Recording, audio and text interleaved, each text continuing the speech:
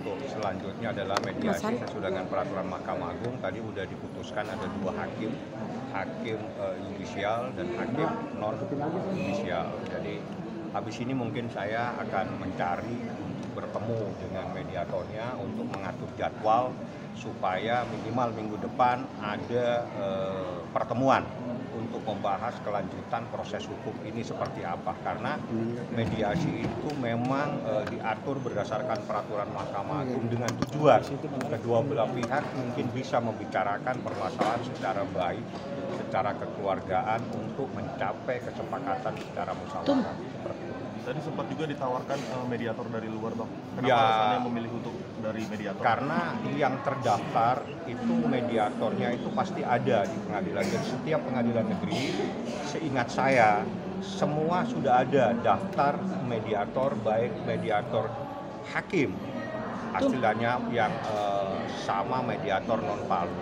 Jadi alangkah baiknya yang sudah terdaftar itulah yang ditunjuk sebagai mediator dan saya serahkan kepada majelis hakim. Tadi yang memutuskan adalah bukan kami, bukan saya sebagai penggugat dan juga bukan tergugat 1 dan tergugat 2. Kita sepakat tadi, kita serahkan ke majelis hakim supaya memutuskan mediatornya ada 2 orang. Jadi 2 orang inilah nanti satu hakim, satunya bukan hakim. Jadi sebentar kita atur jadwal.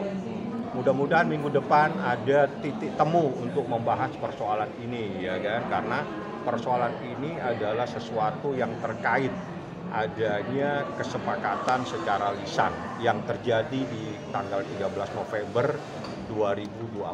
Seperti itu. Bang, saat mediasi nanti mungkin Nikita Mirzani akan menyampaikan apa, Bang? Mungkin ada pesan kalau yang ingin disampaikan. Usulan mediasi itu bisa saya buatkan, tapi berdasarkan peraturan Mahkamah Agung, para pihak, artinya para pihak itu prinsipal ya, di dalam hukum itu istilahnya prinsipal, diwajibkan untuk hadir, kecuali dengan hal-hal yang memang luar biasa dia tidak bisa hadir. Nah, yang jadi masalah, posisi Nikita Mirzani saat ini ada dalam tahanan, Ismail Marzuki ada dalam tahanan, dan itu menjadi kebijakan daripada kejaksaan apakah memberikan izin atau tidak. Nanti mungkin ataukah ada jalan keluar lain, misalnya melalui video call atau apa. Nanti kita lihat teknis, itu teknis yang akan disepakati dengan hakim mediator.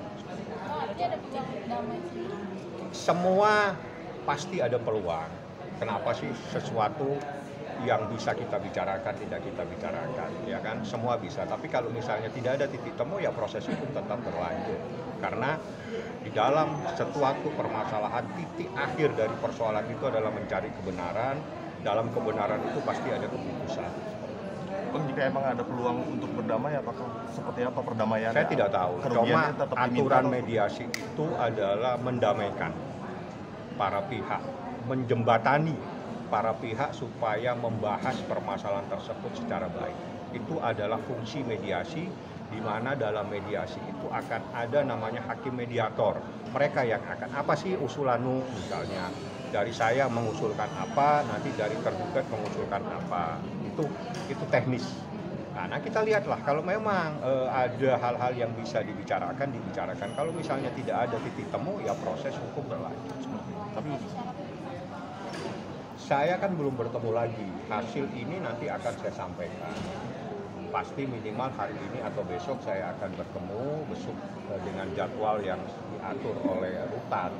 Jadwalnya kan hari kerja ya, dengan jam yang patut, jam pagi.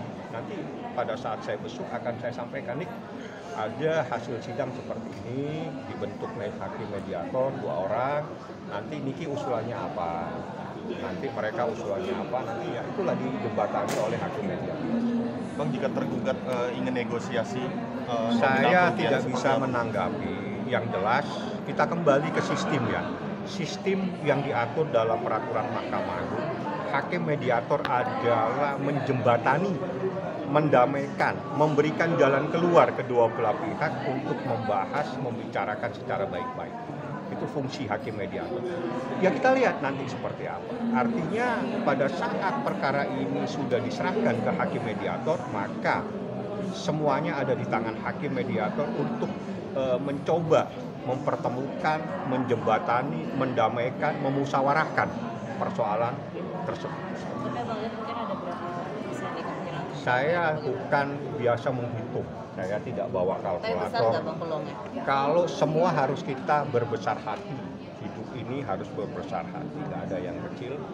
Yang jelas peraturannya yang harus kita taati. Peraturannya seperti itu. Kita lihat nanti, ini kan saya belum ketemu nih, habis ini saya coba akan mencari hakim mediatornya siapa, kita jadwalin apakah minggu depan atau 2 minggu lagi, karena batasan untuk mediator itu, batasan untuk mediasi itu 1 bulan. Terhitung sejak nanti kapan nih, apakah sejak hari ini atau minggu depan nanti diputuskan oleh hakim mediator.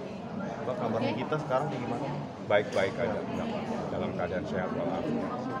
Dia ingin bertemu Rijal lagi? Saya belum membahas yang begitu. Biasanya yang saya bahas itu dengan ini pasal. Pasal saya bahas, unsur saya bahas, pidananya saya bahas. Hal-hal di luar itu saya jarang membahas hal-hal tidak ada relevansinya dengan persoalan itu, karena hal-hal pribadi saya tidak akan masuk. Terima kasih Bang. Saya bertemu dengan hakim mediator ya. Nanti saya akan sampaikan apakah minggu depan kita mediasi atau tidak. Ya, saya coba akan mencari dulu ya. Makasih ya teman-teman semua ya.